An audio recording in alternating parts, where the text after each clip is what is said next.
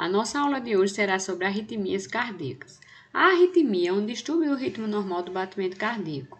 Os distúrbios ou irregularidades no ritmo ocorrem devido a uma alteração na automaticidade, na condutividade ou em ambos. Vamos relembrar o que é a automaticidade. É a capacidade que as células cardíacas têm de gerar o impulso elétrico sem ter sido estimulado por um nervo ou qualquer outra fonte. A condutividade, essas células cardíacas elas recebem o impulso elétrico e transmitem às células adjacentes. Em muitos casos, os sintomas da arritmia não se manifestam e, através da ausculta cardíaca, verifica-se a presença de arritmia, que pode ser confirmada pelo eletrocardiograma, onde é possível verificar o tipo de arritmia e identificar em que parte do coração ela se origina. As arritmias elas podem se originar no nó sinusal, no tecido atrial, no tecido juncional, no tecido atrioventricular e no tecido ventricular.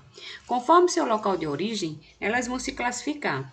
Elas vão se classificar em sinusais, as que têm origem no nó sinusal, atriais têm origem no tecido atrial, juncionais, origem no tecido juncional e as ventriculares vão ter origem no tecido ventricular. A arritmia ela pode evoluir a partir de vários problemas ligados ao fluxo do impulso elétrico. Dentre os 5 principais problemas, nós temos distúrbios da condução do impulso elétrico, ritmos de escape, automatismo exacerbado, mecanismo de reentrada e atividade deflagrada. Os distúrbios da condução do impulso elétrico, eles são arritmias causadas por retardos ou bloqueios completos na transmissão do impulso elétrico. Nós vamos ver nos exemplos dos bloqueios atrioventriculares. Já os ritmos de escape são batimentos que surgem quando o ritmo cardíaco se torna tão lento que o tecido atrial, juncional ou ventricular vão iniciar um batimento na frequência intrínseca a cada um desses tecidos. Por exemplo, o juncional ele vai gerar batimentos na frequência de 40 a 60 e o ventricular de 20 a 40 batimentos por minuto. Já o automatismo exacerbado é a geração de impulso elétrico em outros tecidos, que vão sobrepor a frequência do nó sinusal, ou seja, vai ser uma frequência superior à gerada no nó sinusal.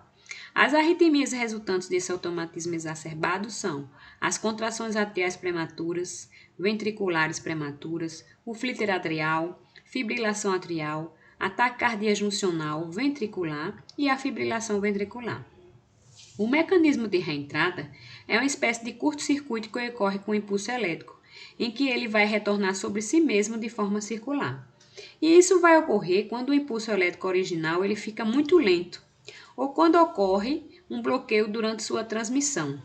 A sua via de transmissão está totalmente bloqueada e esse impulso não pode passar de uma célula para outra e ele retorna sobre si mesmo de forma circular. E isso nós vamos ver nas arritmias como flíter atrial e ataque cardíaco ventricular. A atividade deflagrada é um aumento do automatismo das células cardíacas durante a repolarização, em resposta a um estímulo que causa despolarização. Então, nós vamos ver nas arritmias como extrasístoles, taquicardia atrial ou ventricular. Existem algumas etapas para se interpretar as arritmias. Precisamos determinar a frequência cardíaca, determinar o ritmo se é regular ou irregular, analisar as ondas Pace, é normal uma para cada QRS, medir o intervalo PR, intervalo fora da faixa normal indica distúrbio de condução, a duração normal do intervalo PR é de 0,12 a 0,20 segundos, medir a duração do complexo QRS, uma duração mais longa indica que houve um distúrbio de condução ventricular, a amplitude normal do QRS é de 5 a 30 milímetros e a sua duração normal é de 0,06 a 0,10 segundos.